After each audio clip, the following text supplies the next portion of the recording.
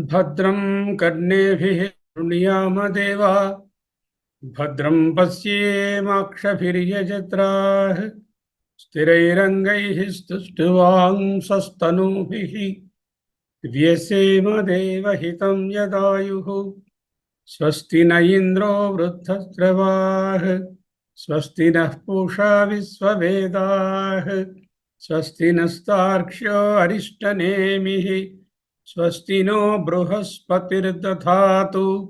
ओम शांति शांति शांति। हरि ओम। ओम परमात्मने नमः। ओम श्री पिप्पलादर्शये नमः। ओम श्री शंकर गुरवे नमः। परम ऋषिभ्यो ब्रह्म विद्या संप्रदाय कर्तृभ्यो वंश ऋषिभ्यो संहृभ्यो गुरुभ्यः नमो नमः। प्रश्नोपनिषत्तु షష్ఠః ప్రశ్నః ఆరవ ప్రశ్న ఆఖరి ప్రశ్న। ఈ ప్రశ్నలో మొత్తం 8 మంత్రాలు ఉన్నాయి। 5 మంత్రాలను మనం ఆల్రెడీ చూసి ఉన్నాం। ఈరోజు 6, 7, 8 మంత్రాలను అధ్యయనం చేసుకుంటాం। దానితో బహుశా ఈనాటితో ఈ అధ్యయనం ముగుస్తుంది అని అనుకుంటున్నాం। చూద్దాం ఏమిటి 6వ మంత్రం। 5వ మంత్రంలో ఏం చెప్పారు? 5వ మంత్రంలో విలీనం అవుతాయి। ఈ 16 కళలు కూడా ఆ పురుషుని యందు విలీనం అవుతాయి। ఎలా విలీనం అవుతాయి? యదా నద్యః స్యందమానాః, ప్రవహిస్తున్నటువంటి నదులు ఏ విధముగానైతే తమ తమ నామరూపములను విడిచిపెట్టి సముద్రంలో కలిసిపోతాయో అలాగే ఈ 16 కళలు అనేటటువంటి భిన్నత్వం లేకుండా ఏకత్వంగా పురుషుడుగానే విలీనమవుతుంది అంటూ చెప్పారు। ఆ తరువాత పరాయివ రథనాభౌ కలాయస్మిన్ ప్రతిష్ఠితాః తం వేద్యం పురుషం వేదయథమావో మృత్యుః పరివ్యథా ఇతి। రథనాభౌ, రథచక్రపు ఇరుసు ఉంటుందిగా, రథచక్రము। ఓ రథచక్రం ఉంటే చక్రం ఇలా ఉంటుంది। ఈ చక్రానికి సెంటర్లో ఒక ఇరుసు ఉంటుంది, ఇలా స్పోక్స్ ఉంటాయి, ఆకులు అంటాం। ఇది సెంటర్, దాన్ని నాభి, రథనాభి లేక ఇరుసు అంటారు। ఇరుసు దీనిని చక్రము తాలూక పరిధి, ఇవి ఆకులు, ఇది అరేంజ్మెంట్।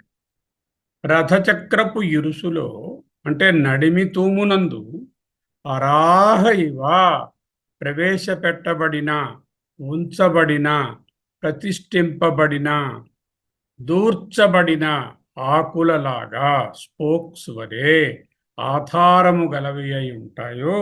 ఈ స్పోక్స్ దేని మీద ఆధారం పడి ఉంటాయి? ఇదిగో ఈ కమ్మి అంటే ఈ రౌండ్ పెరిఫెరీ, ఇదిగో ఈ సెంటర్, దిస్ ఇస్ ద తూము, ఈ రెంటికి కలుపుతూ ఆధారంగా ఉంటాయి। ఇందులో గుర్చబడి ఉంటాయి, దీంట్లో చిన్న పార్ట్లో అలా అక్కడ అటాచ్ అయి ఉంటాయి, మెయిన్గా దీనికి గుర్చబడి ఉంటాయి। సో ఆధారము గలవి అయి ఉంటాయో అదే విధముగా యస్మిన్, ఈ పురుషుని యందు కళాః 16 అంగాలు 16 కళలుగా నెలకొని ఉన్నాయో, ప్రతిష్ఠితాః నెలకొని ఉన్నాయో, అటువంటి పురుషుడు వేద్యం తెలుసుకోదగినటువంటి, తం ఆ పురుషం వేద, ఆ పురుషుని లేక ఆత్మను తెలుసుకోండి, అంటే తెలియవలెను। యథా, అలా తెలుసుకుంటే వహా మిమ్ములను, శిష్యులకు చెప్తున్నారు, మృత్యు మా పరివ్యత, మా పరివ్యత ఏ వైపు నుంచి పీడించకుండా, ఏమిటి మృత్యు మా పరివ్రత, మృత్యువు పరివ్యథ అంటే పీడిస్తుంది, పరితః వ్యధ అన్ని వైపుల నుంచి వ్యధ కలగడం అంటే బాధ, పీడ కలగడం, పరివ్యథ మా అంటే ఏ వైపు నుంచి పీడించదు ఇది అని ఫలస్థుతి కూడా చెప్తుంది। రథచక్రపు టాకులు ఎలా అయితే నడిమి తూము యొక్క లేక చక్ర నేమి అంటాము దానిని. చక్ర నేమి ఆర్ హబ్ నడిమి తూము యందు ప్రవేశపెట్టబడి ఆ నడిమి తూమే ఆధారముగా గలవిగా ఉంటాయో, ద హబ్ అండ్ స్పోక్స్ అరేంజ్మెంట్లో ద హబ్ అనేది ఎంత సెంట్రల్ పార్టో, అందుకే ఏదైనా సెంట్రల్గా ఉన్నదాన్ని it is the city's hub అంటాం. అంటే హబ్ అంటే that is the centre to which everything is connected. అదే విధముగా చెప్పబడినటువంటి 16 కళలు ఏ పురుషుని యందు ప్రతిష్ఠిత నిలిచి ఉంటాయో అటువంటి పురుషుడు వేదితవ్యం తప్పక తెలియదగినవాడు. అట్టి పురుషుని అనుభవంలో తెలుసుకుంటే ఏమిటవుతుంది? ఓ శిష్యులారా, మృత్యు మా పరివ్యథ వహ మిమ్ములను మృత్యువు మా పరివ్యథ ఎన్నటికి ఏ విధముగాను మిమ్మలను పీడించదు. అంటే ఇక మృత్యువాత పడరు, అంటే జనన మరణ చక్రములో నుండరు, అమృతత్వాన్ని పొందుతారు. ఇది ఆపేక్షిక అమృతత్వము కాదు, ఆత్యంతిక అమృతత్వమే. ఎందుకు? పురుషుని తెలుసుకున్నారు, పురుషునిలో విలీనమైపోయారు. ఇక భేదభావము లేదు, దేహభావము లేదు, నేననే భావమే లేదు. అప్పుడేమవుతుంది? పురుషునిలో అలయమైపోతే అమృతత్వాన్ని పొందుతారు. పరాహ్ అంటే రథచక్ర పరివారాహ్ అన్నారు. రథము, రథచక్రము, రథం ఉంటుంది, రథముకు చక్రం ఉంటుంది కదా. పరివారాహ్, పరివారం అంటే కుటుంబం అనుకోకర్లా. పరివారాహ్ చుట్టూ ఉన్నటువంటి ఆకులు, చుట్టూ ఉన్న వాళ్ళనే పరివారం అని కూడా అంటారు. పరివారము కుటుంబం అంటే మన చుట్టూ ఉండేటటువంటి దగ్గర బంధువులు పరివారము. ఇక్కడ కూడా పరివారాహ్, పరి ఆసమంతా అన్ని వైపుల నుంచి వారాహు ఉన్నటువంటి ఆ ఆకుల వలె ఇవా రథనాభౌ. రథనాభౌ అంటే రథము యొక్క నాభి ఏమిటి? రథ చక్రస్య నాభౌ, రథము యొక్క చక్రము, ఆ చక్రము తాలూకా ఉండాలి. నాభౌ అంటే ఆ నాభి యందు, లేకపోతే ఆ తూమునందు, ఆ నేమి యందు, ఆ హబ్ యందు యథా ప్రవేశితా తదాశ్రయా భవంతి. ఏ విధముగా ప్రవేశించబడి అంటే గురుచ్చబడి, అమర్చబడి, తత్ ఆశ్రయా దానిని ఆశ్రయించి భవంతి ఉంటాయో. ఈ యథా ఇక్కడ తీసుకురావు. యథా తథా అనేది భాష్యంలో ఒక చోట ఉన్నా కూడా యథారథ చక్రస్య నాభౌ ప్రవేశిత, ఇక్కడ ఆల్రెడీ ఉంది యథ, చూసి అయిపోయింది. అదే ప్రవేశిత తదాశ్రయా భవంతి యథా తతః, అదే విధముగా ఇత్యర్థ. ఇది దీని అర్థం. దృష్టాంతం ఇచ్చారు. ఇంతకుముందు ఏం చేశారు? నదులన్నీ కలిసి వెళ్ళి సముద్రంలో ఏ విధంగా నామరూపాలను పోగొట్టుకుని పరమాత్మ యందు విలీనం అయిపోతాయో, అంటే ప్రళయం వచ్చినప్పుడు అని కాదు, అది సాధారణంగా ఉండేటటువంటి భేదభావాన్ని నామరూపాలను వదిలేస్తే ఎప్పుడు పరమాత్మయే అయి ఉన్నాయో, అదేవిధంగా బంగారం, నగ ఎప్పుడు బంగారం అవుతుంది? అది ఎప్పుడు బంగారమే. నగ పుట్టడానికి ముందు నగగా ఉన్నప్పుడు, నగ కరిగిన తరువాత కూడా బంగారమే. అది వేరే కలిసిపోక్కర్లేదు, కరిగిపోక్కర్లేదు, చెరిగిపోక్కర్లేదు, విరిగిపోక్కర్లేదు. ఈ సృష్టి ఇలా ఉంటూ ఉండగానే, ఈ సృష్టి ప్రళయం అంటే ఏదో ఆఖరిని అన్నీ అయిపోయిన తర్వాత కొన్ని వేల ఏళ్ల తర్వాత ఫోల్డ్ అయిపోతుంది, అప్పుడు పరమాత్మలో వెళ్ళి ప్రవేశిస్తారు అనే అర్థాన్ని ముందే చెప్పుకుందాం. ఆ విధంగా ఎప్పుడైతే పరమాత్మ యందు ఎప్పుడో ఉన్నాయని తెలుస్తాయో, అలాగే ఇక్కడ ఎలా గృచ్చబడి ఉన్నాయి, ఎలా అమర్చబడి ఉన్నాయి అంటూ ఆ విషయాన్ని చెప్తున్నారు. యథా అరాహ రథచక్ర పరివారాహ, రథచక్రము యొక్క పరివారములు, ఆకులు, స్పోక్స్ ఇవా వలే, అంటే దృష్టాంతం కదా, అందుకని ఇవా అన్నారు. రథనాభౌ, రథ చక్రస్య నాభౌ యథా ప్రవేశితా, ఏ విధముగా ప్రవేశింపచేయబడి ఉన్నవో, అంటే గృచ్చబడి ఉన్నవో, అరేంజ్ చేయబడ్డాయో, తదాశ్రయా ఆ రథనాభినే ఆశ్రయించుకొని భవంతి ఉంటాయో యథా తథా ఇత్యర్థ. ఈ దృష్టాంతాన్ని దాష్టాంతికానికి అప్లై చేయాలి. ఇక్కడ దాష్టాంతికం ఏమిటి? ప్రాణాద్యా స్పోక్స్, 16 కళలు, ఇవేమో 16 ఆకులు లేక స్పోక్స్. మరి పరమాత్మ ఏమిటి? రథనాభితో పరమాత్మని పోలుస్తుంది. కళాహ్ ప్రాణాద్యాహ్, ప్రాణము మొదలైనటువంటి 16 కళలు ఏం చెప్పుకున్నామో 16 కళలు ప్రాణము, శ్రద్ధ, ఆ శ్రద్ధ నుంచి పంచభూతాలు, పంచభూతాల నుంచి మనస్సు, ఇంద్రియాలు, తరువాత ఇంద్రియముల తరువాత అన్నము, అన్నము నుంచి వీర్యము, వీర్యము నుంచి మంత్రములు, మంత్రముల నుంచి కర్మలు, కర్మల నుంచి లోకాలు, లోకాల నుంచి నామరూపాలు అని 16 రకాలుగా చెప్పుకున్నాం కదా. ఇవన్నీ భిన్నత్వము కదా, యాక్చువల్గా అవేమీ లేవు కదా, ఉన్నది ఒక పరబ్రహ్మమే కదా. కళాహ్ ప్రాణాద్యాహ్ యస్మిన్, ఏ పురుషుని యందు, యస్మిన్ పురుషే ప్రతిష్ఠితాహ్. ఎప్పుడు ప్రతిష్ఠితాహ్? ఎప్పుడో ఒకసారి ప్రతిష్ఠితం అండి, తర్వాత వేరే ఉడిపోయి పక్కన ఉంటాయండి అని ఉంటుందా రథచక్రంలోని? రథచక్రం ఉన్నంతకాలము ఆ ఆకులు దాంట్లో గుర్తుపడే ఉంటాయి. అలాగే ఈ పురుషుని యందు కూడా ఈ ఆకుల వలెనున్నటువంటి ఈ ప్రాణాది కళలు, ఆ నేమీ లేక హబ్ లేక ఆ సెంటర్లో ఉండేటటువంటి పోర్షన్ ఉంటుంది కదా, రథనాభి, దాని యందు ఉత్పత్తి స్థితి లయ కాలేషు, ఉత్పత్తి పుట్టేటప్పుడు, స్థితి నిలిచి ఉండేటప్పుడు, లయము చెందేటప్పుడు, తం పురుషం, ఆ పురుషుని యందు కళానాం ఆత్మభూతం, ఈ కళలన్నీ ఆత్మభూతమైపోయాయి, అంటే తమ స్వరూపాన్ని పొందాయి. స్వరూపం ఏమిటి? పురుషుడు. కళలేమిటి? మేనిఫెస్టెడ్ వరల్డ్, అంటే ప్రకటితమైనటువంటి మిథ్యాతత్వం. ఇది వేద్యం, అటువంటి పురుషం పురుషుని, తం పురుషం వేద్యం, అటువంటి పురుషుని వేద్యం వేదనీయం. ఎందుకు పురుషుడు అన్నారు? పూర్ణత్వాత్ పురుషం, అంటే పూర్ణుడు గనుక పురుషుడు. లేకపోతే పురి శయనాత్వా, పురి అంటే ప్రాణులనే దేహముల యందు, శయనాత్ నిలిచి ఉండేవాడు కాబట్టి పురుషం. పూర్ణత్వాత్ పురుషం, పురి శయనాత్వా పురుషం. వేద జానీయాత్, ఇట్ ఇస్ అన్ ఇంజంక్షన్. వేద అంటే తెలుసుకొని తీరవలెను.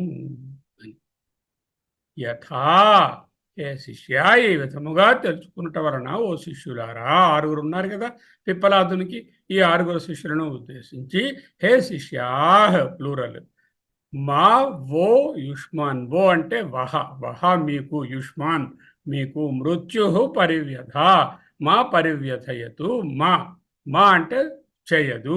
ఏమిటి చేయదు? మా పరివ్యథయతు.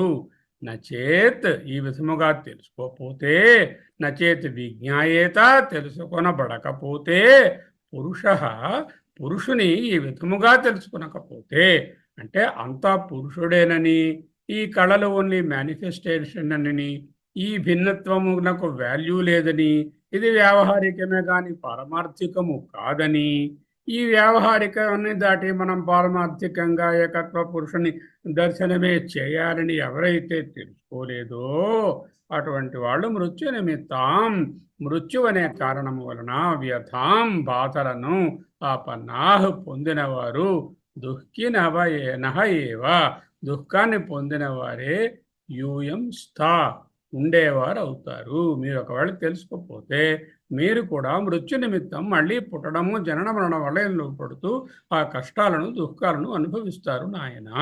కానీ మీరు తెలుసుకున్నవాళ్ళు కాబట్టి, అందువలన తత్, ఆ విధముగా, యుష్మాకం మీకు, మా భూత్ కలుగకూడదు, కలుగదు ఇత్యభిప్రాయ అని గురువుగారు. కళలన్నీ ఎలా విలీనమవుతున్నాయో చెప్పారు. ముందు నదులన్నీ కలిసి సముద్రంలోకి వెళ్ళినప్పుడు నామరూపాలు లేకుండా ఎలా అయిపోయాయో చెప్పబడ్డాయి. మరి అవి పురుషుని యందు ఎలా ప్రతిష్ఠితమై ఉన్నాయి అనే దానికి ఒక ఉదాహరణ చెప్తున్నారు. ఏమిటా ఉదాహరణ? ఆత్మ చైతన్యము హృదయ స్థానమునందు నెలకొని ఉన్నది. ఇదిగో ఈ హృదయము చెప్పారు కదా, షోడశ కళాహ ప్రభవంతి ఇది యస్మిన్ పురుషే ఇహైవస్మిన్ శరీరే, ఇదిగో ఈ శరీరమునందు, ఇహైవ అస్మిన్ అంతఃశరీరే హృదయ కోశే, హృదయ మధ్యస్థే, హృదయమునందు నెలకొని ఉన్నాడు. దీనికి ఈ కళలు, కళలంటే ఏమిటి? ఇగో ఇంద్రియాలు, మనస్సు, పంచభూతాలు, ఇవన్నీ కూడా పంచభూతాలతో తయారైన ఈ శరీరము, సకల ఇంద్రియములు కూడా ఈ నేనుకు ఫిక్స్ అయి ఉన్నాయి. నేను అని ఇక్కడ అంటున్నాము, రథంలో నేమి అంటున్నాము, అంతే. నేనుకు ఫిక్స్ అయి ఉంటున్నాయి. ఆ నేను అంటే ఏమిటి? ఇదిగో ఈ ఉపాధిగతమైన శర్మ మూర్తి ఇవి కాదు కదా. నేను అనగా దానికి మూలంలో ఉన్న చైతన్యము, ఆ ఇంద్రియ శక్తులు ఆ చైతన్యమునందే ప్రతిష్ఠితము. దృష్టాంతం బండి, బండి యొక్క చక్రము, చక్రానికి ఉన్నటువంటి కమ్మి, కమ్మి అంటే పెరిఫెరీలో ఉన్నటువంటి ఆ రిమ్లా ఉంటుంది కదా, అది కమ్మి. నడిమి తూము, హబ్బు, నేమి, ఆకులు దీన్ని కనెక్ట్ చేస్తున్నటువంటి స్పోక్స్. కమ్మి, తూము, ఆకులు. దిస్ ఇస్ ద కమ్మి, దిస్ ఇస్ ద తూము ఆర్ ద నడిమి తూము or the central hub, these are the ఆకులు ఆర్ ద స్పోక్స్. ఇక్కడ 16 కళలు కాబట్టి 16 స్పోక్స్ అనుకోండి. సో ఇది నడిమి తూమునకు కమ్మికి ఫిక్స్ అయి ఉంటాయి. ఏ విధముగా రథచక్రములోనున్న నాభికి రథచక్రపు టాకులు ఫిక్స్ అయి ఉంటాయో, ఏ విధముగా ప్రతిష్ఠితమై లేక గృచ్చబడి ఉంటాయో, అలాగే ఇక్కడ ఉన్నటువంటి ఆ హృదయస్థముగానున్న పురుషుని యందు అంటే ఆత్మ చైతన్యమునందు ఇంద్రియములు, దేహము, మిగతా సకల అవయవాలు కూడా దాని యందు ప్రతిష్ఠితమై ఉంటాయి. ఎప్పుడును తూము మీద ఆధారపడే బండి చక్రం నడుస్తుంది ఈ ఆకుల యొక్క అరేంజ్మెంట్తో. అలాగే ఈ చైతన్యం మీద ఆధారపడే ఈ జీవన చక్రం అనేటటువంటి చక్రము ఇంద్రియాల ద్వారా వ్యావహారికంగా నడుస్తూ ఉంటుంది. అదే ఇక్కడ దృష్టాంతం. అరాయవ రథ నాభవు కళాయస్మిన్ ప్రతిష్ఠిత. రథచక్రపు టాకులు రథచక్రపు నాభికి ఏ విధముగా ప్రతిష్ఠించబడ్డాయో, అరాహ్ రథచక్ర పరివారాహ్ ఇవ. పరివారము అంటే కుటుంబం అని కాదు, పరివారము. పరి అంటే చుట్టూ ఉన్నటువంటి వారాహ్ ఆకులు ఎలాగైతే రథచక్రపు టాకుల వలె రథనాభౌ రథచక్రస్య నాభౌరా. రథనాభం అంటే రథం సెంటర్ కాదు, రథచక్రము యొక్క నాభియందు, రథచక్రపు నాభియందు చొక్క ఉండాలి. రథం యందు యథాప్రవేశితా ఏ విధముగా అమర్చబడి, ప్రవేశపెట్టబడి, గృచ్చబడి తదాశ్రయాః భవంతి ఆ తూముయే ఆధారముగా గలవిగా ఉంటాయో, తథా అదే విధముగా కళాః ఇదిగో ప్రాణము మొదలైనటువంటి 16 కళలు ప్రాణాద్యాః యస్మిన్ పురుషే ఏ పురుషుని యందు ఎప్పుడుంటాయండి ఇవి? ఎప్పుడు ఉంటాయండి. ఉత్పత్తి, స్థితి, లయ కాలేషు. పొద్దున్న లేచేసరికి ఉత్పత్తి, పగలంతా జాగ్రత్తలో స్థితి, స్వప్నంలో స్థితి, లయ సుషుప్తిలో లయం. 3 కాలములయ్యింది. లేకపోతే ఉత్పత్తి, స్థితి, లయములు సృష్టికి చెప్పుకుంటే అవి కూడా చెప్పు. వ్యష్టి రోజు పుడుతున్నాడు, మళ్ళీ మరణిస్తున్నాడు, మళ్ళీ మరణాడు పుడుతున్నాడు. ఉత్పత్తి స్థితి లయ కాలేషు పుట్టుక, మనుగడ, లయము అనే 3 కాలములలో కూడా అమర్చబడి ఉంటాయో, ప్రతిష్ఠితా నెలకొని ఉంటాయో. నీవు దేహములోని వేర్వేరు భాగాలని భావించకయ్యా, ఆ సెంటర్లో ఉన్నటువంటి హబ్ నాభి అందే ఇవి గుర్చబడున్నాయా. నాభి లేకపోతే, ఆ చైతన్యం లేకపోతే ఈ ఇంద్రియాలేవి పని చెయ్యవు అని. నీ శరీరాల్లో ఉండే భాగాలు కాదు, నీవు చేతనమును, లోపల ఉన్నటువంటి చైతన్యము అని తెలుసుకోవాలి. ఏది తెలియాలి? మీ స్వరూపాన్ని తెలుసుకొని అందులో నిలిచి ఉండండి. మీకు మృత్యు భయము ఏ విధముగాను ఉండదు. కళానాం అంటే 16 కళలకు ఆత్మభూతం సారతత్వమైన తం పురుషం ఆ పరమ పురుషుని, తం పురుషం ఆ పరమ పురుషుని వేద్యం వేదనీయం తప్పక తెలియదగినటువంటి ఆత్మస్వరూపాన్ని తెలుసుకోండి. మీరు కళలు లేక భిన్నత్వము కాదు. మీరు సెంటర్లో ఉన్నటువంటి హబ్ లాగా ఏకంగా దేని యందు ఇవన్నీ గుర్చబడి ఉన్నాయో ఆ ఆధారం, దట్ సబ్స్ట్రేటం అదే మీరు. ఆ తత్వమును పురుషుడని ఎందుకు అన్నారు? పూర్ణత్వాత్ పురుషం. పూర్ణుడు గనుక పురుషుడు. పూర్ణుడు అంటే ఏమిటి? వెలితి లేనివాడు. నాకు ఇది కావాలి, అది కావాలి, ఇది లేదు, అది లేదు అనే వెలితి భావం ఉన్నంత వరకు పూర్ణుడు కాలేడు. పూర్ణుడు అంటే ఏ వెలితి లేనివాడు, ఏ కోరిక లేనివాడు. అంటే ఆప్తకామ, ఆత్మకామ, నిష్కామ, అకామ, పూర్ణ. అన్నిటికీ ఒకటే అర్థం. పూర్ణత్వాత్ పురుషం. పురిషయనాద్వ వ లేకపోతే పురిషయనాత్ పురి సకల ప్రాణుల యొక్క పురి యందు.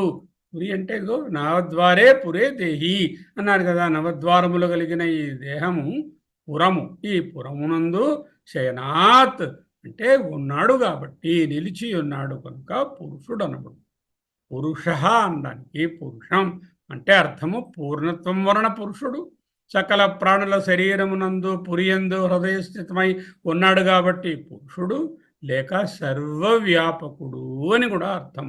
సర్వవ్యాపక తత్వాన్నే పురుషం పూర్ణం అని కూడా అంటాం. అది పురుషం అంటే పూర్ణం.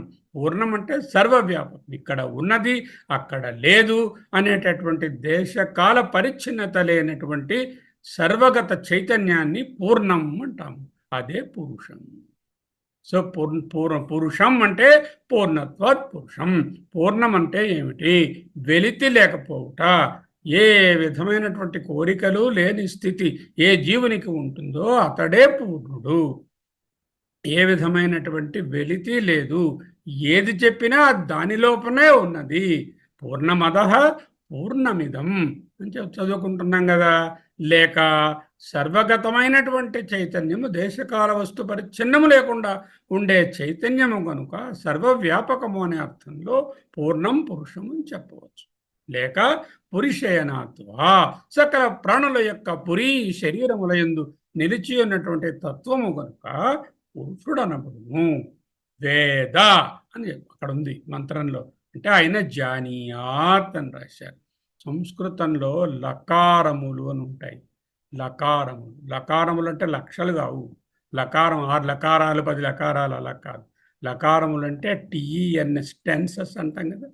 టెన్సెస్. ఈ టెన్సెస్ 10 ఉంటాయి. లట్టు, లేట్, లట్టు, లుట్టు, లుంగు ఇలా 10 ఉంటాయి. సంస్కృతం వ్యాకరణం తెలిసిన తెలుస్తుంది.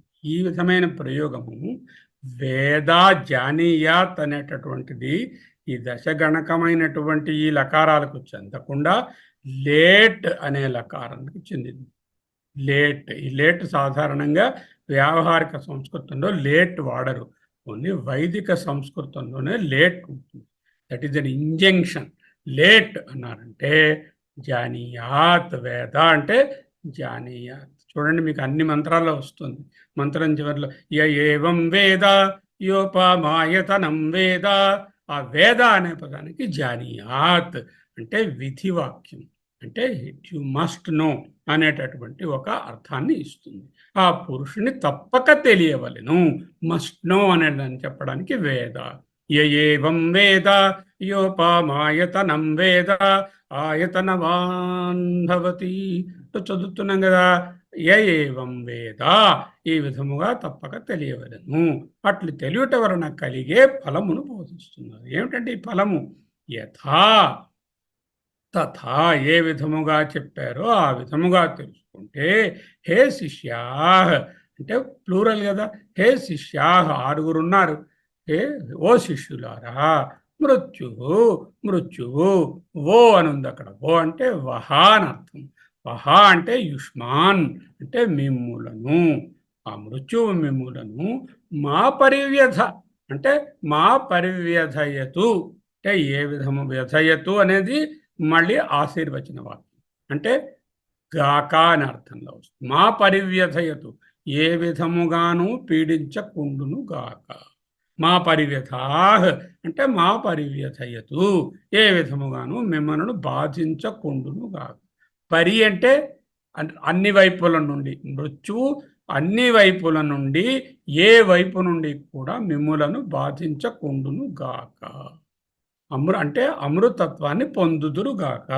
అంటే మళ్ళీ జనన మరణ వలయంలో పడకుండా ఉంటారు. ఎప్పుడు అటులో తెలుసుకుంటే దేనిని? ఆ పురుషుడే సత్యమని, జగత్తంతా మిథ్యయని, ఈ కళలన్నీ అపియరెన్స్ అని, అపారిషనల్ రియాలిటీయే కానీ దీనికి అపారిషనలే కానీ దీని పర్మనెన్స్ లేదని తెలుసుకొని ఎవరైతే ఏకత్వంలో ఉంటారో వాళ్ళు మృత్యువు నుంచి తప్పించుకుంటారు. నచేత్ ఇఫ్ నాట్ అనమాట. నచేత్ చేత్ అంటే ఇఫ్. నచేత్ ఇఫ్ నాట్ విజ్ఞేయత ఆ విధముగా తెలియబడకపోతే ఎవరిని? పురుష పురుషుని మృత్యు నిమిత్తం మృత్యు అనే కారణం చేత వ్యధామాపన్న వ్యధలను పొంది దుఃఖినవయేవా దుఃఖితులుగానే యూయం మీరు స్థహ ఉంటారు. చూడండి, దీన్ని అన్వయ వ్యతిరేకము అన్నారు. అన్వయంలో ఏం చెప్పారు? ఎవరైతే ఈ విధముగా తెలుసుకుంటారో ఓ శిష్యులారా, వాళ్లకు మీ మృత్యువు మిమ్మల్ని బాధించదు, పీడించదు. ఒకవేళ తెలుసుకోకపోతే మృత్యువు మిమ్మల్ని బాధించి దుఃఖాలు పడేస్తుంది. అంటే తెలుసుకుంటే బాధించదు, తెలుసుకోకపోతే మళ్ళీ జనన మరణ వలయంలో బాధించబడుతుంది అంటూ అన్వయ వ్యతిరేకాలుగా చెప్పబడుతుంది. అదే చెప్తుంది. నచేత్ విజ్ఞాయేత, నచేత్ ఒకవేళ ఈ విధముగా తెలియబడకపోతే, ఇఫ్ నాట్ ఈ విధముగా పురుషుడు నచేత్ అంటే ఈ విధముగా నచేత్ విజ్ఞాయేత ఈ విధముగా తెలియబడకపోతే ఏమిటవుతుంది? ఎవరి చేత? ఏ సాధకుని చేతనైనా భిన్నత్వంలోనే ఉండి ఏకత్వాన్ని తెలియబడకపోతే మృత్యు నిమిత్తం మృత్యువు కారణముగా కలిగే వ్యథాం భయాన్ని పీడని ఆపన్నాహ్ పొందిన వారై మృత్యు నిమిత్తం వ్యథామాపన్నాహ్ నచేత్ పురుషం నచేత్ విజ్ఞాయేత పురుష మృత్యు నిమిత్తం వ్యథామాపన్న పురుష పురుషుని నచేత్ విజ్ఞాయేత ఒకవేళ తెలియబడకపోతే, అంటే ఈ యూనిఫైడ్గా ఏకమేవ అద్వయం బ్రహ్మ నేహనా నాస్తి కించన ఈ వరల్డ్ ఆఫ్ అపియరెన్సెస్, ఈ కళలు అన్నీ కూడా రిలేటివ్ రియాలిటీయే కానీ అబ్సల్యూట్ రియాలిటీ లేదు. నా శరీరంలో ఉన్నాయి అవయవాలు అన్నీ కూడా చైతన్యం వలనే పనిచేస్తున్నాయి, చైతన్యం ఒక్కటే సత్యము, ఈ ఉపాధులు అసత్యము అనేటటువంటి భావము ఎవరైతే తెలుసుకొని ఆ విధముగా అనుభవంలో ఉండకపోతారో వాళ్లకు మృత్యు నిమిత్తం మృత్యు అనే కారణం వలన వ్యథాం భయాన్ని పీడను ఆపన్నా పొందిన వారు అవుతారు. దుఃఖినః ఏవ నిశ్చయముగా, ఏవగారు నిశ్చయాన్ని, దుఃఖినః ఏవ దుఃఖంలో మునిగిన వారు నిశ్చయంగా అవుతారు. అంటే సంసార చక్రంలో ఉంటారు. యూయం స్థ మీరు ఉందురు. అది ఉత్తమమైన మానవ జన్మను పొంది, ఏమిటంటే దీని సారాంశం, ఈ అన్వయ వ్యతిరేకాల సారాంశం ఏమిటి? ఉత్తమమైనటువంటి మానవ జన్మన పొందాము, అందులో 4 ముక్కలు చదువుకోవడానికి తల్లిదండ్రులు గురువులు హెల్ప్ చేసి చదివింది ఏదో అర్థమయ్యేటట్టుగా చేసే తలకాయ ఇచ్చాడు. తరువాత 60 ఏళ్ళు 70 ఏళ్ళు వయసు గడిపి జీవితంలో అనుభవించినవన్నీ అనుభవించాము. ఇక 60 ఏళ్ళు దాటిన తర్వాత కూడా ఇంకా సంసారంలో చొచ్చుకొని ఈ లంపటాలతో బాధపడతాము. ఈ అవకాశం ఉన్నప్పుడు మానవుడు ఈ దేహాభిమానానికి దూరంగా అతీతంగా ఎదిగి ఆత్మతత్వాన్ని తెలుసుకుంటారా? అది ప్రశ్న. ఈ ప్రశ్న సర్వసాధకులు ఎవరికి వారే వేసుకోవాలి. కళలు మిథ్యా, నానాత్వము మిథ్యా, భిన్నత్వము సంసారము, భిన్నత్వం నానాత్వం దుఃఖం, ఏకత్వమే అమృతత్వము, ఏకత్వమే మృత్యుజయము, ఏకత్వం ఉన్నవాడికి మృత్యు మా పరివ్యథయితు చెప్పారు కదా. ఇహచేదవేది అథ సత్యమస్తి నచేదిహావేదీన్ మహతీ వినష్టి. కేనోపనిషత్తు 2వ ఖండం 5వ మంత్రం. ఇహ చేత్ అవేది ఎవరైతే తెలుసుకుంటారో అథ అప్పుడు సత్యమస్తి సత్యంలోనే వాళ్ళు ఉంటారు. నచేదిహ ఇహావేదీన్ ఒకవేళ తెలియకపోతే ఇక్కడ చెప్పినట్లుగా ఇహ చేదవేది నచేదిహావేది నచేత్ విజ్ఞాయేత పురుష మహతీ వినష్టి గొప్ప నాశనాన్ని పొందుతావు. ఏకత్వాన్ని తెలుసుకున్నావా, నువ్వు చక్కగా సత్యంలో ప్రతిష్ఠితమై ఉంటావు. తెలుసుకోలేదు, నాకు వద్దు, నేను ఇప్పుడు ఈ దేహభావంతోనే సుఖ దుఃఖాలతోనే ద్వంద్వాలతోనే కాలం గడిపేస్తాను, ఈ జీవితం ఎందుకు, మోక్షం can wait, I will get it after 10 more births, in the meantime let me enjoy అనేటటువంటి దీంట్లో ఉన్నావో, నెక్స్ట్ మళ్ళీ మానవ జన్మ వస్తుందో, పిల్లి జన్మ వస్తుందో, నల్లి జన్మ వస్తుందో తెలియదు. కాబట్టి మహతీ వినష్టి అత్యంత నష్టాన్ని పొందుతావు. అన్నమయ్య వారు అన్నట్టు తెలిసితే మోక్షము, తెలియకున్న బంధము. ఏమిటి తెలిసితే మోక్షము? ఏకత్వాన్ని తెలిసితే, పురుషుణ్ణి తెలిస్తే, పరమాత్మను తెలిస్తే మోక్షము. తెలియకుండా అంటే అది అనుభవంలోకి తెచ్చుకోకుండా భిన్నత్వంలో ఉంటే అదే బంధము, అదే సంసారము, అదే దుఃఖము. మీరు ఆత్మతత్వాన్ని అవగాహన చేసుకున్నారు ఓ శిష్యులారా. మీ గురించి కాదు ఈ జనరలైజేషన్ ఏమిటి? తెలిసిన వాళ్లకు మృత్యువాత పడరు, మృత్యు భయము లేదు. తెలియని వాళ్ళు మళ్ళీ మళ్ళీ మృత్యు అనే కారణంగా వ్యతను దుఃఖాన్ని పొందుతూనే ఉంటారు. అలా ఎందుకు చెప్పారండి గురువుగారు? మీ గురించి కాదురా నాన్న, మీరు తెలిసిన వాళ్ళు తెలుసుకున్నారు, ఆత్మతత్వాన్ని అవగాహన చేసుకున్నారు, నా దగ్గర అధ్యయనం చేసి అత్యంత శ్రద్ధతో మీరు ఉన్నారు కనుక మీకు ఎటువంటి మృత్యు భయము ఉండదు. మీరు అమృతులు అంటున్నారు. అతః అందువలన, ఎందువలన? ఇగో ఈ విధముగా మీరు తెలిసిన వారొకటి వలన, ఆత్మజ్ఞానాన్ని తెలుసుకున్నవారు కనుక తత్ అటువంటి మృత్యువ్యథ యుష్మాకం మీకు మా భూత్ కలుగదు, కలుగకుండును గాక. అతః తత్ యుష్మాకం మా భూత్ అంటే వాళ్ళు ఇహచేదవేది అన్న పాటలో ఉన్నారు. వాళ్ళు నచేదిహావేది మహతి వినష్టి అయితే వాళ్ళు మళ్ళీ మృత్యు వలయంలోనే ఉంటారు. ఓ శిష్యులారా, ఈ విధముగా ఆత్మతత్వాన్ని ఎరిగినటువంటి మీకు పునరావృత్తి లేదు, పోయి రండు అంటూ ముగిస్తున్నారు ఉపనిషత్తు. ఇది అభిప్రాయ అని గురుగారి ప్రేమపూర్వక అభిప్రాయము. ప్రేమపూర్వక అభిప్రాయము, ఆశీర్వచనము. బోధన ముగిసినది. ఇక్కడతో ఈ మంత్రంతో బోధన అయింది. అయిపోతే అంతా అయిపోయింది. మళ్ళీ ఒక్కసారి వెనక్కి తిరిగి ఇంకొక మాట చెప్తున్నారు. ఏం చెప్తున్నారో ఆ మాట 7వ మంత్రం చూస్తాం. తాన్ హోవాచ ఏతావదేవ అహమేతత్ పరం బ్రహ్మ వేద నాతః పరమస్తి ఇతి. తాన్ ఆ పిప్పలాదుడు ఉవాచ ఇంకొక మాట పలికారట. ఏమన్నారు? ఏతావత్ ఏవా ఇంత మాత్రమే, ఏతత్ పరం బ్రహ్మ, ఇగో ఈ పరబ్రహ్మను వేద తెలుసుకున్నాను, నాకు తెలిసినదంతా చెప్తానని మీకు ముందే ప్రామిస్ చేశారు. ఏంటన్నారు?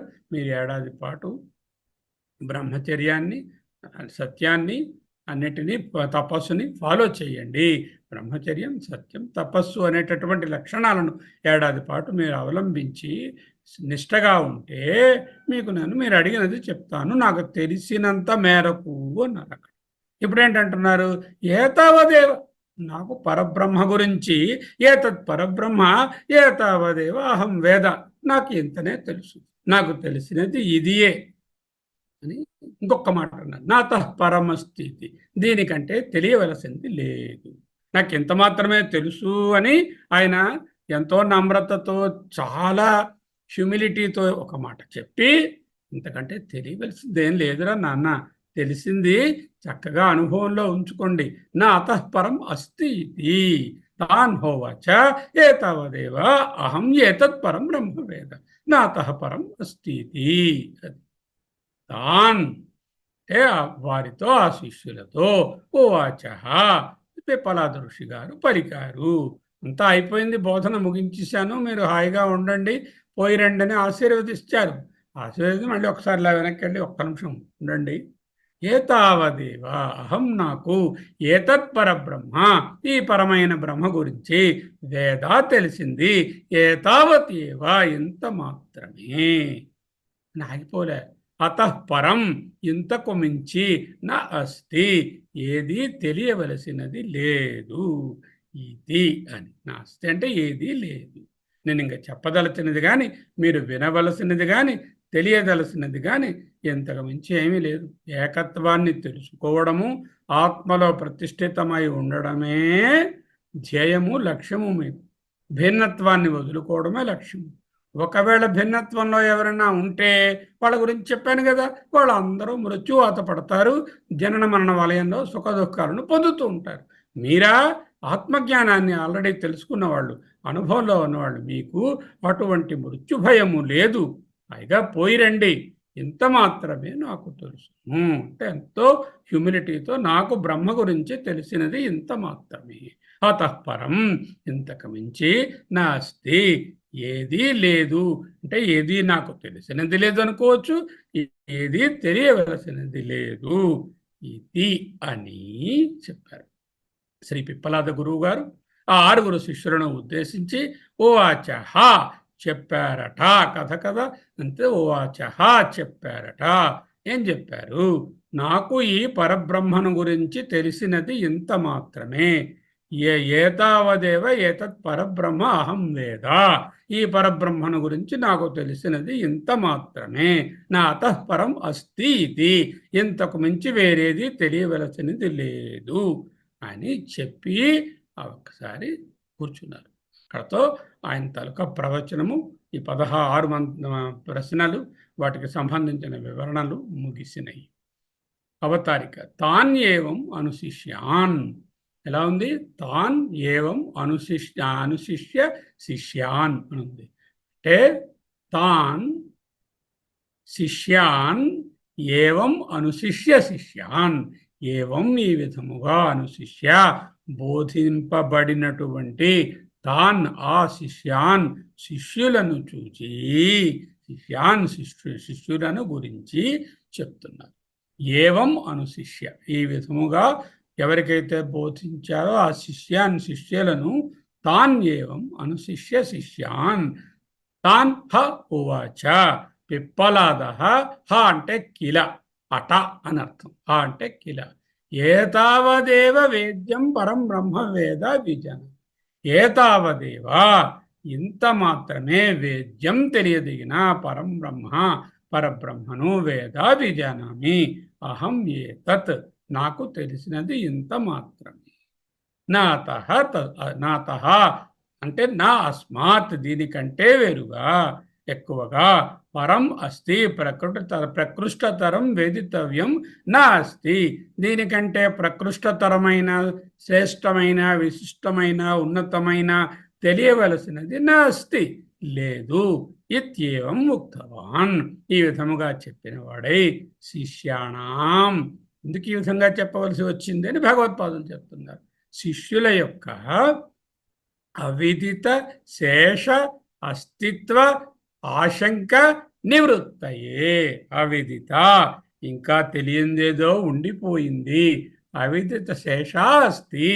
అవిదిత తెలియనటువంటిది, తెలుసుకోవలసినటువంటిది శేష అస్తి ఇంకా మిగిలి ఉన్నది అని ఆశంక, ఒక సందేహాన్ని నివృత్తయే నివృత్తి చేయుట కొరకు, నివారించుట కొరకు. For 2 reasons he used this word నాతః పరం అస్తి ఇతి. నాతః పరం అస్తి ఇతి అన్నారు. దీనికన్నా వేరే తెలియవలసినది లేదు. ఎందుకు? ఇంకా ఏదైనా తెలియవలసింది ఉండిపోయిందేమో, గురువుగారి తాలూకా లెక్చర్స్ అవ్వలేదేమో, మళ్ళీ ఒక ఏడాది తర్వాత రమ్మంటారేమో, లేకపోతే ఇంకో హయ్యర్ స్కూల్కి ఇంకో గురుగారి దగ్గరికి వెళ్ళమంటారేమో, అవిదిత శేషము ఇంకా ఉందేమో, అవిదిత శేష అస్తిత్వ ఆశంకయా. అటువంటి ఆశంకను, సందేహాన్ని నివృత్తి చేయడానికి, పోగొట్టడానికి ఆ మాట అన్నారు. మీరు ఇక మీదట తెలుసుకోవలసింది ఏమీ లేదు, తెలియవలసింది బాగా తెలిసింది. అనుభవంలో నుండండి. మీ లక్ష్యము, మీ గమ్యము, మీ జీవిత ధ్యేయము తెలిసిపోయింది. దానిలో ఆ తత్వంలోనే, పరతత్వంలోనే ఉండండి అని చెప్పడానికి. కృతార్థ బుద్ధి జననార్థం. వాళ్ళు వచ్చి ఇక్కడ ఈనాళ్ళు ఉన్నారుగా ఆశ్రమంలో, దానికి కృతార్థత అంటే ప్రయోజనము సిద్ధించడం. కృత చేయబడిన అర్థ ప్రయోజనం అంటే చేయబడిన, పొందబడిన అర్థము, ప్రయోజనము కలిగిన వారనేటటువంటి బుద్ధి, వాళ్ళ భావనాల జననార్థం. ఆ బుద్ధి కలుగుట కొరకై, for these 2 reasons he has said నాతః పరమస్తి ఇది అన్నమాట అన్నారు అంటూ భగవత్పాదులు యాడ్ చేశారు. చూద్దాం అవతారిక. ఏమిటి అవతారిక? తాన్ శిష్యాన్ ఏవం అనుశిష్య. తాన్ అనుశిష్య ఏవం శిష్యాన్ అంటే గురువుగారు శిష్యులకు ఈ విధముగా ఆత్మతత్వమును బోధించి, అనుశిష్య శిష్యాన్ శిష్యులకు తాన్ ఆ శిష్యులకు ఏవం ఈ విధముగా అను శిష్య ఆత్మతత్వాన్ని గుర్తించి తాన్ హ ఉవాచ పిప్పలాద. ఆ పిప్పలాద ఋషి గారు శిష్యులతో ఇంకొక మాట కూడా చెప్పారట. కిల హ అంది కదా, అంటే చెప్పారట. ఉవాచ కిల చెప్పారట. హ ఉవాచ ఏతత్ వేద్యం ఈ తప్పక తెలియదగిన పరం బ్రహ్మ పరబ్రహ్మను గూర్చి ఏతావత్ ఏవ ఇంత మాత్రమే. ఏతావత్ తావత్ అంత, ఏతావత్ ఇంత, తావత్ ఏవ అంత మాత్రమే, ఏతావదేవ ఇంత మాత్రమే, అహం నేను వేదా విజానామి తెలిసియున్నాను, తెలియచున్నాను. అతః అంటే అస్మాత్ అంటే ఇంతకంటే పరం ప్రకృష్టతరం పరమైనది, గొప్పది, మేలైనది, శ్రేష్టమైనది, పరమైనది, వేదితవ్యం తెలియదగినది నాస్తి లేదు అని ముగించారు. ఏమన్నారు? పరబ్రహ్మ గురించి తెలియవలసినది నాకు తెలిసినది ఇంత, ఇంతే, ఇక దీనికన్నా తెలియవలసింది మరేమీ లేదు అని చెప్పారు. ఏవం ముక్తవాన్ ఈ విధముగా చెప్పిన వారై ఎందుకు ఉపసంహార వాక్యాన్ని ఇంతకంటే వేరే తెలియవలసినది లేదు అని చెప్పవలసి వచ్చింది? నాకు తెలిసినది ఇంతే, ఇంతకంటే శ్రేష్టమైనది మీరు తెలుసుకోవలసినది ఆత్మజ్ఞానం విషయంలో ఇంకా ఏదీ లేదు, ఏది తెలిస్తే సర్వము తెలుస్తుందన్నారో అది మీకు తెలిసింది అని ఎందుకన్నారు? శిష్యానాం శిష్యులకు అవిదిత తమకు తెలియబడనిది శేషాః అస్తి ఇంకా మిగిలి ఉన్నది కాబోలును అనే ఆశంక, సందేహమును, ఆశంకను నివృత్తయే తొలగించుట కొరకై, పోగొట్టుట కొరకై చ మరియు ఇంకొక హేతు కృతార్థ బుద్ధి జననార్థం, కృతార్థ తాము కృతార్థులమైతిమి అనేటటువంటి బుద్ధిని జననార్థం, ఆత్మతత్వమును సంపూర్ణముగా అనుభవమైనదనే భావన వాళ్లకు కలుగుట కొరకై ఈ వాక్యాలు ఏవం ముక్తవాన్ ఈ విధముగా చెప్పారు. 8వ మంత్రం. తే తమర్చయంతస్త్వం హిన పితాయోస్మాకం అవిద్యయా పరంపారం తారయసీతి. నమః పరమ ఋషిభ్యో నమః పరమ ఋషిభ్యః. తే 6 శిష్యులు తం ఆ మహర్షిని ప్రహ్లాదుల వారిని అర్చయంతః పూజించి త్వం హి మీరే నహ మాకు పితా తండ్రి యహ అస్మాకం మీరు మమ్మలను అవిద్యయా అజ్ఞాన సాగరం యొక్క పరంపారం పరమైన ఆవలి తీరానికి తారయసి దాటించారు ఇది అని అన్నారు. ఏమన్నారు? అయ్యా మేము చేయగలిగినది ఏది లేదు, మీకు ఏమి ఇచ్చుకొని మీ రుణము తీర్చుకోగలము, మీకు ఒక నమస్కారం దండం పెడుతున్నాము అని ఆయనను పూజించారు. పూజించి ఏమన్నారు? మమ్మల్ని మీరు సంసార సాగరం అనేటటువంటి అవిద్య సాగరానికి అవతల ఒడ్డుకు తీసుకెళ్ళి దాటించారు. చేత మీకు అనేక నమస్కారములు. పరమ ఋషిభ్య పరమ ఋషులైన మీకు, మీ గురువులకు, గురు పరంపరకు నమః నమస్సులు. పరమ ఋషిభ్య పరమ ఋషులైన మీకు, మీ గురువులకు నమః మరల మరల నమస్సులు. 2 మార్లు చెప్పడం ఎందుకంటే ఉపనిషత్తు అయిపోయింది అని ఒకటి, రెండవది ఏంటంటే ఆదరార్థం అత్యంత గౌరవాన్ని ప్రదర్శించడానికి కూడా ఆ విధంగా చెప్తారు. మీకు నమస్కారం గురుగారు, గురుగారు నమస్కారం అని 2 మార్లు అన్నామంటే ఆదరార్థం అంటూ చెప్తారు. ఓకే, దీంతో మనం ఈ ఉపనిషత్తు ముగించుకున్నట్టు అవుతుంది. ఆ 6 శిష్యులు వారు పిప్పలాద గురువు గారిని పూజిస్తున్న వారై ఇలా అన్నారు విత్ ఇన్ కోట్స్. తమరే నిశ్చయముగా మాకు తండ్రి, మీరు మమ్ములను అవిద్య అనే సంసార సముద్రమును దాటించి ఆవలి తీరమునకు చేర్చితిరి అని ప్రార్థనాపూర్వకంగా విన్నవించుకోండి. పరమ ఋషులైన మీకు, మీ గురు పరంపరలోని మహర్షులకు నమస్కారములు. మీ వంటి మహర్షుల కొరకు మరల మరల నమస్కారము అంటూ చెప్పారు. రేపు గురు పూజ చేస్తాము. ఆ గురు పూజలో ఏమని ప్రార్థించుకోవాలి? ఇదే తమరే మాకు నిశ్చయముగా తండ్రి. మీరు మమ్ములను అవిద్య అనే సంసారము నుండి దాటించి ఆవల తీరానికి చేర్చారు. మీకు మీ గురు పరంపరకు మహర్షులకు నమస్కారము అంటూ వినయంగా విన్నవించుకోవడం అంటేనే వినయంగా చెప్పడం. అవతారిక తతః అంటే అటు తరువాత అని అర్థం. అవతారికలో అటు తరువాత. తే శిష్యాః అనిగా ఏం రాశారు? తే శిష్యాః తే ఆ శిష్యాః గురుణా అనుశిష్ట, గురువు చేత అనుశిష్ట అంటే శిక్షింపబడినవారు. అంటే శిక్షింపబడిన అంటే బేడీలు వేసి జైల్లో పెట్టారని కాదు. శిక్షించడం అంటే బోధన చేయడం. అందుకే వాళ్ళు నా శాస్త్రం నా శిక్ష. శిక్ష అంటే విద్య.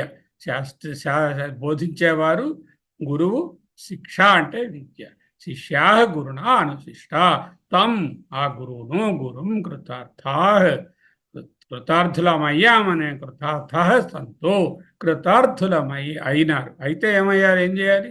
గురువు గారికి ఏదైనా గురుదక్షిణ ఇచ్చుకోవాలి. వీడు విద్యా నిష్క్రయం అపశ్యంత, గురువు గారికి ప్రత్యుపకారంగా ఏం చేయాలో అపశ్యంత కానరాలే, ఏది తెలియలేదు. కిం కృతవంత అప్పుడు ఏం చేశారు? ఇది ఉచ్యతే చెప్పబడు. అంటే గురువుగారికి విద్య బోధించినందుకు ప్రత్యుపకృతి చేయడానికి ఏమీ తెలియక ఏమీ చేయలేని వారి నమస్కార బాణాన్ని మాత్రమే ఇచ్చారు, నమస్కారం ఇచ్చారు. అర్చయంత పూజయంత. ఎలా పూజయంత ఆయన వివరిస్తున్నారు. పాదయో అంటే పాదద్వయమును పుష్పాంజలి ప్రకిరణైన, అంజలి దోసిలి, దోసిల్లో పుష్పాలు తీసుకుని పాదాల యందు ప్రకిరణేన అంటే ఉంచి, అంటే పాదాల పుష్పములను జల్లి, ప్రకిరణేన అంటే జల్లి అని అర్థం. అంటే జల్లడం అంటే అలా విసిరడం కాదు, జాగ్రత్తగా చేతులతో దోసిలతో తీసుకుని పాదముల యందు పూలను ఉంచి ప్రణిపాతేన చ శిరస అంటే సాష్టాంగ నమస్కారము శిరసా ప్రణిపాతేన చ వాడు అర్చయంత పూజించాడు. కింబుచు అప్పుడు ఏం చెప్పారు? ఇది ఆహ ఈ విషయాన్ని చెప్పారు అంటూ ఉపనిషత్తు. త్వం హి నహా హి నిశ్చయంగా త్వం మీరు నహ అస్మాకం పితా తండ్రి. ఎందుకు? సాధారణమైనటువంటి తండ్రి శరీరాన్ని ఇస్తారు. లోకంలో మనకు ఉన్నటువంటి తల్లిదండ్రులు వీరు బ్రహ్మ శరీరాన్ని ఇచ్చారు. విద్యయా జ్ఞానము వలన జ్ఞానయుతృత్వాత్ కల్పించారు.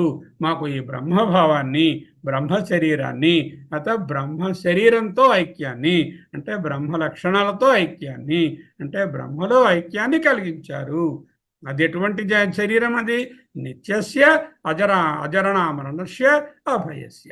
అటువంటి బ్రహ్మ శరీరము అంటే ఆ ఆత్మభావము నిత్యము, అజర అమరణము, అభయం. అటువంటి శరీరాన్ని, బ్రహ్మ శరీరాన్ని, బ్రహ్మభావాన్ని కల్పించినటువంటి మాకు కలిగించారు.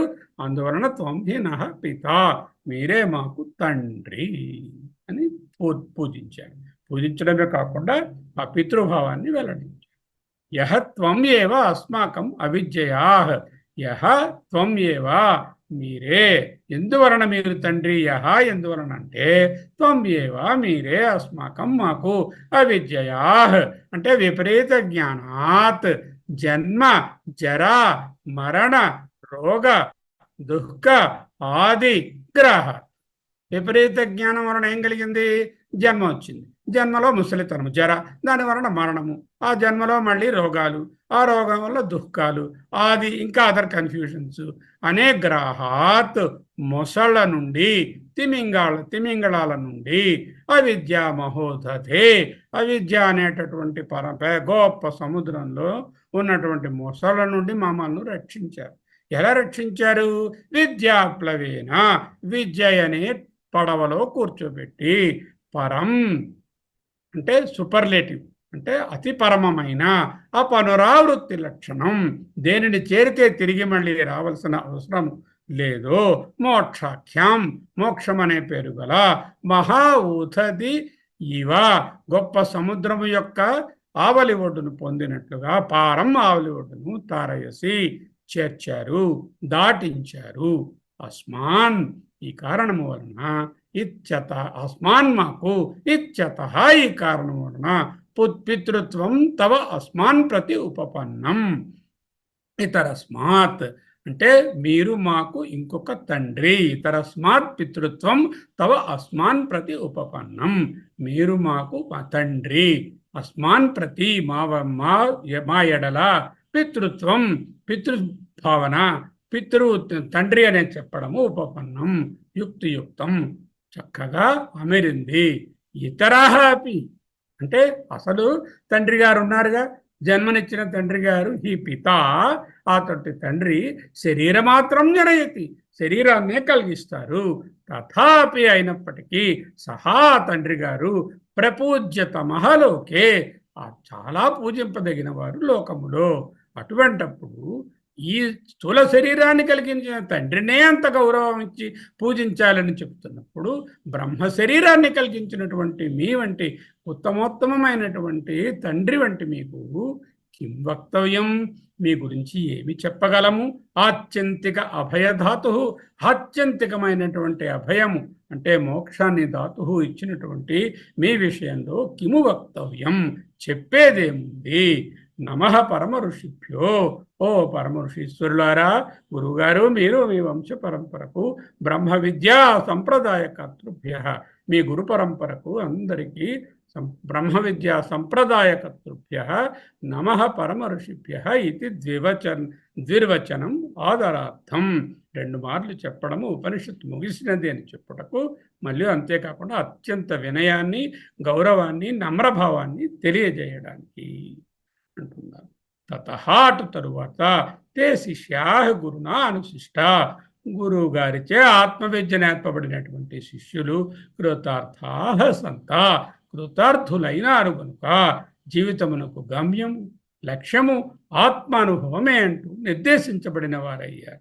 తం గురుం, ఆ గురువు గారికి విద్యా నిష్క్రయం, విద్యను నేర్పించినందుకు ప్రత్యుపకృతి లేక గురుదక్షిణ అంటే విద్యా రుణమును తీర్చుకునే ఉపాయము అపశ్యంత, చూడలేని వారు, కానరాని వారైరి. అంటే ఏం చేస్తే విద్యా నిష్క్రయం అవుతుంది?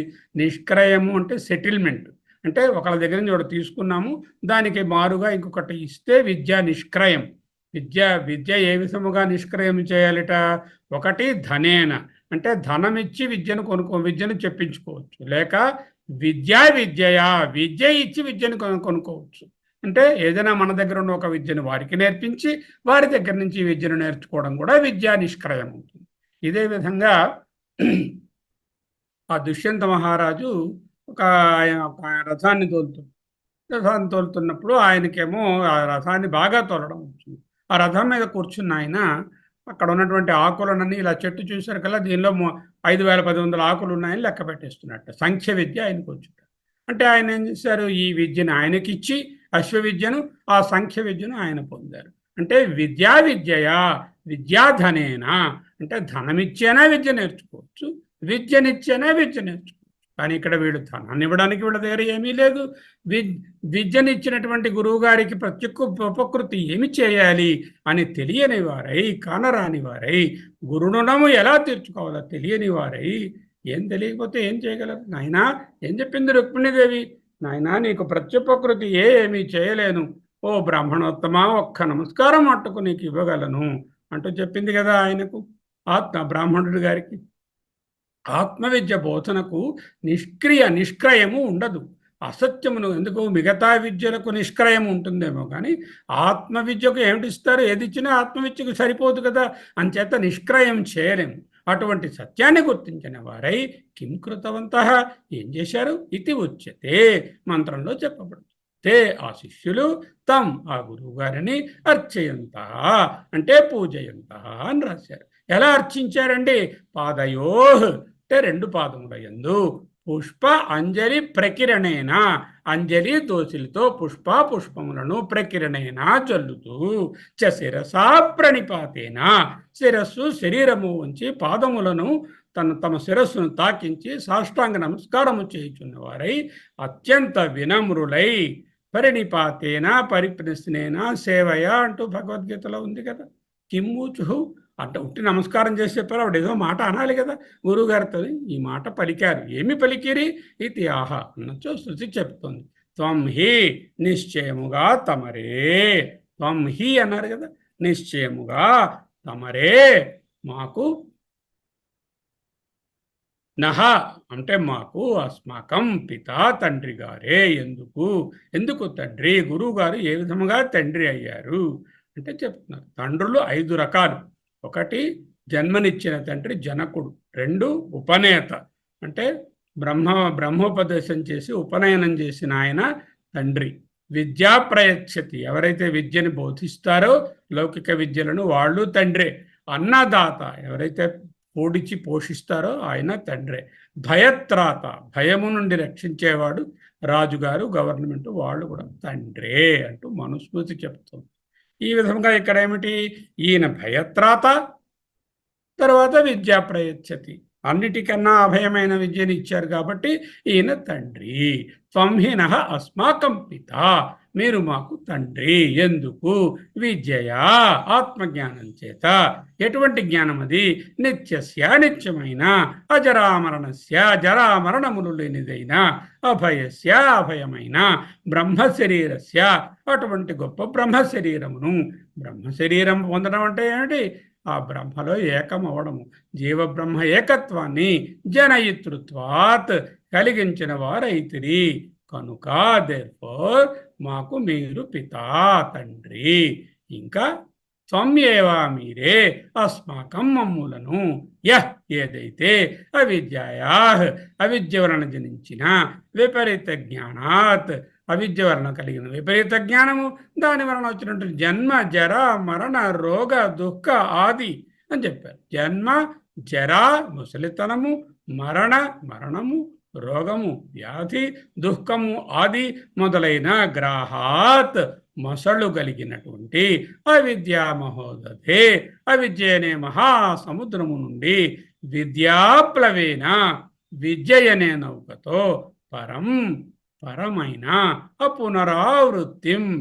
ఒక్కొక్కసారి ఎవరైనా ఏదైనా చేస్తే అక్కడికి తీసుకెళ్తే మళ్ళీ తిరిగి వచ్చేవలసి ఉంటుంది. ఆత్మజ్ఞానాన్ని పొందితే అపునరావృత్తిం యద్గత్వాన నివర్తంతే తద్ధామ పరమం మమ అన్నారు భగవంతుడు. దేనిని గత్వా పొందితే నివర్తంతే అపునరావృత్తి రహితమైనటువంటి లక్షణము కలిగిన మోక్షాఖ్యాం, మోక్షం అనేటటువంటి పేరు గల మహోదధే ఇవ మహాసముద్రము అనేటటువంటి దాని యొక్క పారం ఆవలి తీరమునకు అస్మాన్మములను తారయసి దాటించితిరి. ఇత్యతః ఇందువలన పితృత్వం తవ అస్మాన్ ప్రతి ఉపపన్నం. మీ యందు మా ఎడల పితృత్వము చక్కగా పొసగును. ఉపపన్నం అస్మాన్ ప్రతి మా ఎడల. ఇత్యతః ఇందువలన తవ పితృత్వం మిమ్ములను తండ్రిగా మేము భావించుట ఉపపన్నం సమంజసము యుక్తియుక్తము. ఇతరస్మాత్ మీరు మాకు మరి ఒక తండ్రి. ఇతరహపి మాకు జనకులు ఉన్నారు, కానీ జన్మనిచ్చిన పిత తండ్రి శరీరమాత్రం కేవలం స్థూల శరీరాన్ని మాత్రమే, దేహాన్ని మాత్రమే జనయతి కలిగించు. తథాపి అయినప్పటికీ కూడా సహా తండ్రి గారు లోకే ఈ లోకమునందు ప్రపూజ్యతమ బాగా పూజింపదగినవాడు. పూజ్యతమ అంటే పూజింపదగిన వారిలో శ్రేష్ఠులు. ప్రపూజ్యతమ బాగా పూజింపదగిన వారిలో తండ్రి గారు శ్రేష్ఠులు. అటువంటప్పుడు ఆత్యంతిక అభయదాతు, ఆత్యంతికమైనటువంటి అంటే అన్ఎండింగ్ స్టేట్ అభయ ఈజ్ ఎవర్ పర్మనెంట్ అభయ. ఆత్యంతిక అభయాన్ని అంటే మోక్షాన్ని ప్రసాదించిన మీ వంటి తండ్రిని గురించి కిము వక్తవ్యం, ఏమి చెప్పగలము? కైముతకి న్యాయం, కిం ఉత అనే న్యాయాన్ని కైముతకి న్యాయం. అంత బాగా చదివాడు, ఆ అబ్బాయికే సీట్ రాలేదు, ఇక ఏమీ సరిగా చదవలేదు, వీడి గురించి ఏం చెప్తాం అంటే కిముతం అంటే కైముతకి న్యాయం. కిము వక్తవ్యం అంటే సాధారణంగా లోకంలో ఉండే స్థూల శరీరాన్ని ఇచ్చినటువంటి మమ్మల్ని పోషించినటువంటి తండ్రి గారినే అంత అత్యంత పూజ్యులుగా చూడాలి కదా. మీరు ఆత్యంతిక అభయదాతు మోక్షాన్ని ప్రసాదించినటువంటి ఈ బ్రహ్మ శరీరాన్ని ఇచ్చినటువంటి మీ గురించి కిము వక్తవ్యం, ఏమి చెప్పగలము? మీరు మాకు అజరామరమైన బ్రహ్మ శరీరాన్ని కలిగించారు. అత్యంత పూజనీయులని వేరే చెప్పాలా? ఇది అభిప్రాయ అని అభిప్రాయం. ఋషి అంటే దర్శనాత్, పరమ ఋషిభ్యో అన్నారు. అంటే ప్లూరల్. మీరు మీ గురువులు మీ ఋషి పరంపరకు సంప్రదాయ బ్రహ్మ విద్యా సంప్రదాయ కర్తృభ్యో. సంప్రదాయము అంటే ఏదో ట్రెడిషన్ అనుకుంటారు మీరు. సాంప్రదాయం అని రాయకూడదు, తప్పు. It's a mistake to say సాంప్రదాయం. యు మస్ట్ సే సంప్రదాయం. సంప్రదాయం ఇస్ నాట్ ట్రెడిషన్. సమ్యక్ ప్రదానం, సమ్యక్ చక్కగా ప్రదానం, బోధించడం, ఇవ్వడం, ఏదైనా జాగ్రత్తగా వాళ్ళకి అందేటట్టు ఇవ్వడాన్ని సంప్రదాయం, సమ్యక్ ప్రదానం, సంప్రదానం. బ్రహ్మ విద్య అత్యంత ఉత్కృష్టమైనటువంటి విద్య. అది చెప్పడానికే బ్రహ్మ విద్య సంప్రదాయ కర్తృభ్యో. ద్విర్వచనం ఆదరార్థం, రెండుసార్లు చెప్పుట వినయాన్ని, ఆదరాన్ని, గౌరవాన్ని ఉపనిషత్తు ముగిసినదని చూపడానికి చెప్పబడినది. ఇంతటితో శాంతి పాఠం చదువుకొని ఈ ఉపనిషత్తును ముగించుకుంటాం. ఓం భద్రం కర్ణేభిః శృణుయామ దేవా, భద్రం పశ్యేమాక్షభిర్యజత్రాః, స్థిరైరంగైః స్తుష్టువాగుంసస్తనూభిः, వ్యసేమ దేవహితం యదాయుః. స్వస్తి న ఇంద్రో వృద్ధశ్రవాः, స్వస్తి నః పూషా విశ్వవేదాः, స్వస్తి నస్తార్క్ష్యో అరిష్టనేమిः, స్వస్తి నో బృహస్పతిర్దధాతు. ఓం శాంతి శాంతి శాంతి. ఇది అథర్వవేదీయ ప్రశ్న ఉపనిషది షష్ఠః ప్రశ్నః. ఇది అథర్వవేదమునందలి ప్రశ్నోపనిషత్తులోని 6వ ప్రశ్న ముగిసినది. ఈ 6వ ప్రశ్నతో పాటు ఇది అథర్వవేదీయ ప్రశ్నోపనిషత్ సమాప్త. అథర్వవేదమునందలి ప్రశ్నోపనిషత్తు కూడా పూర్తిగా ముగిసినది. ఇది శ్రీమత్ పరమహంస పరివ్రాజకాచార్య శ్రీమద్ గోవింద భగవత్ పూజ్యపాద శిష్య, గోవింద భగవత్పాదుల యొక్క శిష్యుడైనటువంటి శ్రీమద్ శంకర శ్రీమద్ శంకర భగవత్పాదులచే కృతం చేయబడినటువంటి ప్రశ్నోపనిషత్ భాష్య సమేతంగా సమాప్తం, ముగిసినది. ఓం పూర్ణమదః పూర్ణమిదం పూర్ణాత్ పూర్ణముదచ్యతే పూర్ణస్య పూర్ణమాదాయ పూర్ణమేవావశిష్యతే. ఓం శాంతి శాంతి శాంతి. ఒక్క నిమిషం మౌనంగా శంకర గురువులను, పిప్పలాదులను ధ్యానించుకుందాం.